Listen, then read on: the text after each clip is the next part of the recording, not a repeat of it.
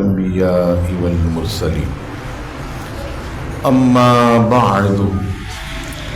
فأعوذ بالله من الشيطان الرجيم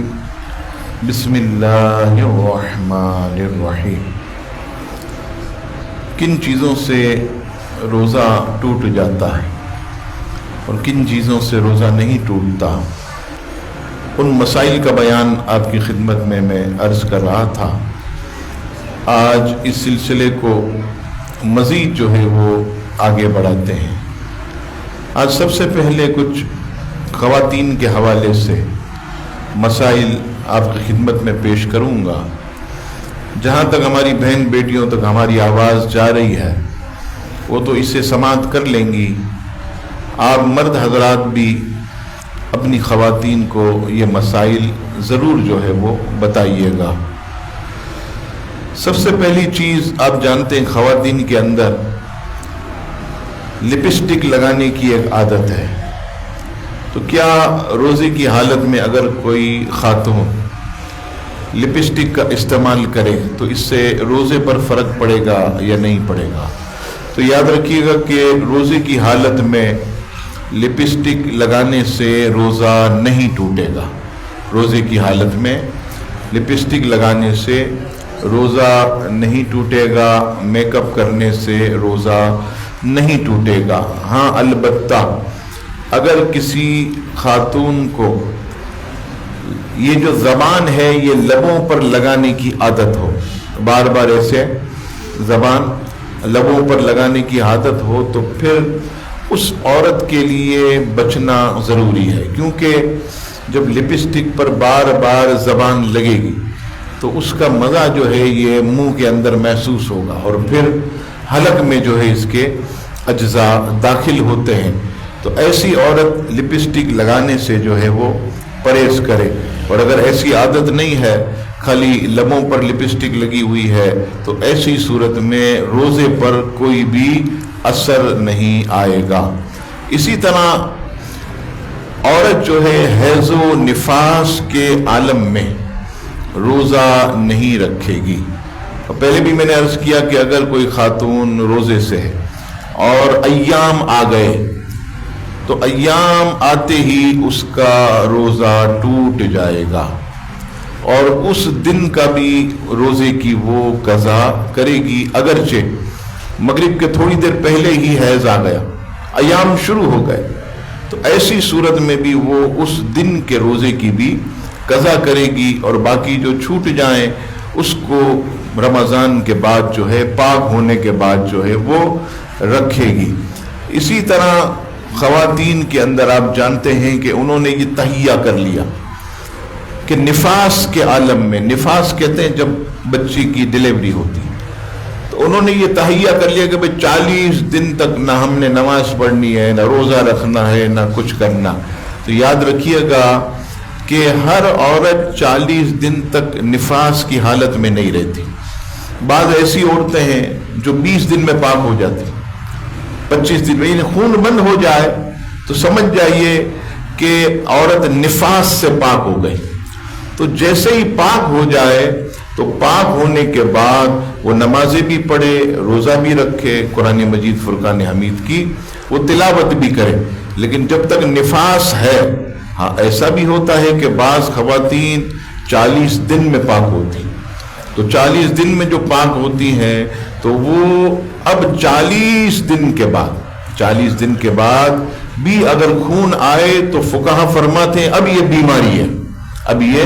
بیماری ہے، عورت جو ہے نمازیں بھی پڑھے گی، روزے بھی رکھے گی، قرآن مجید فرقان حمید کی جو ہے وہ تلاوت بھی کرے گی۔ تو یہ یاد رکھیے کہ 40 دن کے بعد بھی اگر عورت کو خون آئے تو یہ نفاس نہیں کہلائے گا، بلکہ اس کا نام فقہا نے استحاضہ رکھا، جسے بیماری کہتے ہیں، اور استحاضہ کے اندر نماز روزے کرنا یہ لازم ہے، اگر وہ چھوڑے گی تو سخت جو ہے وہ گناہگار ہوگی۔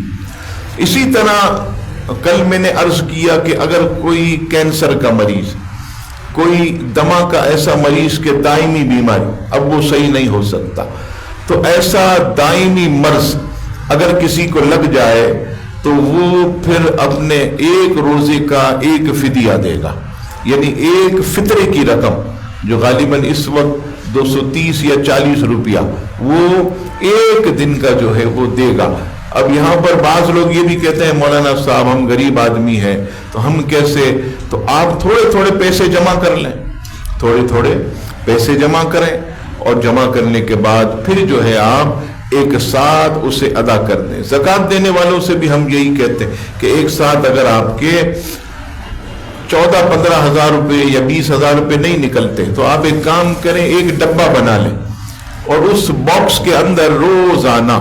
زکوٰۃ کی نیت سے 1200-1300 روپے، یہ کوئی بوجھ نہیں ہوگا، جہاں ہم کیبل والے کو دیتے ہیں، بلڈنگ میں مینٹیننس دیتے ہیں، دیگر جگہوں پر دیتے ہیں، تو ایسا باکس بناتے لکھ دیں زکوٰۃ کی رقم اس میں جمع، 1200-1300 روپے ہر مہینے ڈالیں، تنخواہ ملے یا نفع ہو۔ آپ پھر دیکھیے رمضان میں جب 1 سال ہوگا تو الحمدللہ 15-20 ہزار روپے کی رقم الحمدللہ جمع ہوگی، آپ کو زکوٰۃ دینے میں کسی قسم کی کوئی جو ہے وہ دقت پریشانی نہیں ہوگی، اسی پیسے سے جو ہے آپ جو ہے وہ زکوٰۃ دے سکتے ہیں۔ اب آئیے مسافر کا معاملہ، سب سے پہلے تو یہ دیکھیں کہ مسافر ہے کون۔ 92 کلومیٹر اگر کسی نے اپنے گھر سے سفر طے کیا یا 92 کراس کیا تو اب وہ شخص مسافر ہو گئے۔ غالباً یہاں سے حیدرآباد 164 کلومیٹر حیدرآباد، تو اگر اپنے گھر سے آپ نکلے سفر کی نیت سے، اور اس میں یہ یاد رکھیے گا کہ اگر آپ کی نیت ایک شہر میں 15 دن یا 15 دن سے زیادہ، تو اب آپ مسافر نہیں ہیں، اب آپ مسافر نہیں ہیں، اور یہ گھر سے نکلتے ہوئے نیت گردانی جائے گی، یہ بھی یاد رکھیے گا۔ جب آپ گھر سے نکلیں گے تو نیت اسی وقت قابل قبول ہوگی۔ جیسے مثال کے طور پر میں یہاں سے نکلا حیدرآباد، اب میں نے یہ نیت کی کہ 15 دن میں ٹھہروں گا، اس سے زیادہ بھی، تو اب جو ہے میں مسافر نہیں رہا، اب میں مقیم ہو گیا، تو مجھ پر سفر کے جو بھی مسائل ہیں وہ مجھ پر لاگو نہیں ہوں گے۔ اور اگر 15 دن سے کم ایک شہر میں 15 دن سے کم، تو اب میں مسافر ہو گیا۔ یہ جو حضرات عمرے کے لیے بھی جاتے ہیں تو آپ نے دیکھا ہوگا کہ ان کی پہلے سے ہی نیت ہوتی ہے کہ 9 دن ہم مکۃ المکرمہ میں رہیں، پھر 9 دن مدینہ منورہ میں، اور 2 دن تو آپ جانتے سفر میں ہی نکل جاتا، 2 دن سفر میں نکل جاتا۔ تو ایسی صورت میں بھی وہ مسافر ہے، اور مسافر قصر نماز پڑھے گا اور روزہ بھی چھوڑ سکتا، مسافر روزہ بھی چھوڑ سکتا۔ اچھا، یہ اس وقت کے آکام کہ جب سفر بڑا دقت والا ہوتا، آپ جانتے اونٹنیوں پر سفر کرتے تھے، لیکن اب سفر آرام دہ ہوگا، تو اب اگر کوئی سفر میں روزہ رکھے تو بہت ہی اچھا، بہت ہی بہتر۔ اب تو الحمدللہ ہم اگر دوسرے شہر بھی جائیں تو بہترین قسم کی ایئر کنڈیشن کوچ، اس کے اندر بیٹھے، ٹھنڈی ہوا، آپ آرام سے روزہ رکھ سکتے ہیں۔ جس نے نہیں رکھنا وہ تو ویسے ہی نہیں رکھنا، آپ دیکھیے وہ تو اس نیت سے نکلتے کھانے پینے کے جو ہے وہ سامان لے کر آپ جائیں۔ کبھی رمضان کے ہی دنوں میں یہ جتنے اڈے ہیں جگہ جگہ آپ دیکھیں مزے سے کھا پی رہے ہوتے، ہم تو مسافر ہیں، ہم تو جو ہے وہ سفر والے ہیں، تو اب تو سفر آسان ہو گیا۔ تو آسان سفر میں تو کوشش کرنی چاہیے کہ روزہ جو ہے ہم رکھیں، لیکن اگر کوئی شخص پھر بھی نہیں رکھتا تو وہ شخص جو ہے سفر جب ختم ہوگا تو اس کے بعد اس کی قضا کرے گا، معاف نہیں ہے روزہ، بعد میں ماہ رمضان کے بعد ان روزوں کی قضا کرنی ہوگی جتنے روزے اس نے جو ہے وہ سفر میں چھوڑے۔ اچھا، مسافر جو ہے وہ کب روزہ نہیں رکھے گا؟ وہ روزہ اس وقت نہیں رکھے گا، جیسے مثال کے طور پر ایک شخص کراچی سے اسے حیدرآباد جانا ہے اور 15 دن سے کم کی بھی نیت ہے، 1 دن کی 2 دن کی نیت ہے، یہ میں ایک مثال دے رہا ہوں آپ کو۔ اگر وہ گیا تو سحری جو ہے، سحری اگر وہ اس کو مل جاتی ہے اپنے شہر میں، سحری جو ہے اپنے شہر میں مل جاتی ہے، تو اب جو ہے اس نے سفر شروع نہیں کیا، اور سحری کر رہا ہے کہاں پر؟ اپنے گھر کے اندر، اپنے شہر میں، تو اب وہ روزہ رکھے گا، کیونکہ سحری کا وقت جو ہے اسے مل رہا ہے، اب جو ہے وہ روزہ رکھے گا۔ حالت سفر کے اندر جو ہے اگر یہ وقت آ گیا تو اب وہ روزہ چھوڑ سکتا، لیکن اگر یہ کہے کہ سحری کر کے میں بس میں بیٹھوں گا حیدرآباد کی یا میر پور خاص کی یا پنجاب کی، تو اب جب سحری کا وقت جو تھا وہ تو اپنے گھر میں اس کو ملا، تو ایسی صورت میں وہ ابھی مسافر ہی نہیں، تو وہ روزہ جو ہے وہ رکھے گا۔ اسی طرح جو ہے حالت سفر کے اندر جیسے ہی اپنے گھر سے نکلا تو اب سفر کے احکام اس پر شروع ہو گئے۔ جیسے مثال کے طور پر 92 کلومیٹر سے یا 92 کلومیٹر سے زیادہ کی نیت ہے اس کی، اب وہ نکلا کراچی سے، 1 گھنٹہ سفر کیا، راستے میں کسی مقام پر رکا، تو اب وہ قصر پڑے گا، نماز جو ہے وہ قصر پڑے گا۔ قصر سے مراد یہ ہے کہ صرف فرض نماز میں قصر ہوگی، جیسے ظہر کی نماز 4 کی جگہ 2 پڑھے گا، عصر کی نماز 4 کی جگہ 2 پڑھے گا، عشاء میں 4 فرض کی جگہ 2 پڑھے گا، باقی تمام رکعتیں وہ اسی طرح پڑھے گا جو کہ موجود ہیں۔ مثلا 4 سنتیں، 2 فرض وہ ہے قصر، پھر 2 سنت 2 نفل، باقی نمازیں ویسے ہی پڑھے گا۔ اگر وقت ہے، گاڑی جا رہی ہے، ٹرین چلی جائے گی، بھئی 5 منٹ رہ گئے، ٹرین ہارن بجا کے نکل جائے گی فوراً، تو اب ایسی صورت میں فوراً جو ہے وضو کر کے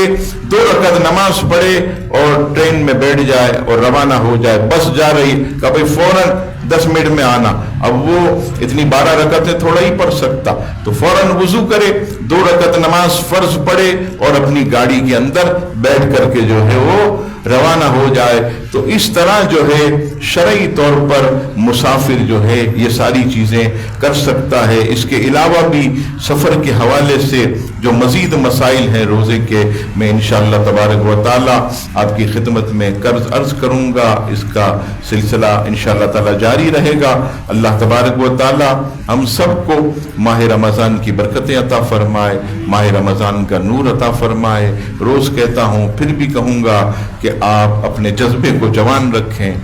جس طرح پہلے دن جوش تھا، ولولہ تھا، ہم تراویح میں بھاگتے ہوئے آتے تھے، مسجدوں کی طرف دوڑتے تھے، فجر میں پہلے آ جاتے تھے، اسی طرح اپنے جذبے کو جوان رکھیے، آخری روزے تک اسی طرح ہمت اور توانائی کے ساتھ آگے بڑھیے۔ ہم میں سے کسی معلوم کہ آئندہ ماہ رمضان ہمیں نصیب ہوگا یا نہیں ہوگا، یہ الحمدللہ خوش نصیب، یہ جتنی دیر یہ مسجد میں بیٹھے، نہ جانے کروڑوں نیکیاں الحمدللہ یہاں بیٹھ کر انہیں مل رہی ہیں، اور کس قدر اللہ تعالیٰ کی انوار و تجلیات کی بارشیں ہمارے نمازیوں پر ہو رہی ہیں، وہ اللہ تبارک و تعالیٰ ہی بہتر جانتا ہے۔ تو ان رحمتوں کو پائیں، ان برکتوں کو پائیں، ہمت کریں، آگے بڑھیں، کوئی نماز نہ جائے، تکبیر اولیٰ نہ جائے، تراویح نہ جائے، اور ہم جو ہے اسی طرح مرتے دم تک مسجد سے اپنا رشتہ جوڑے رکھے۔ اللہ تعالی ہم سب کو صحت دے، طاقت دے، قوت دے، ہمت دے، اور میرے مولا شیطان کے مکر و فریب سے بچا۔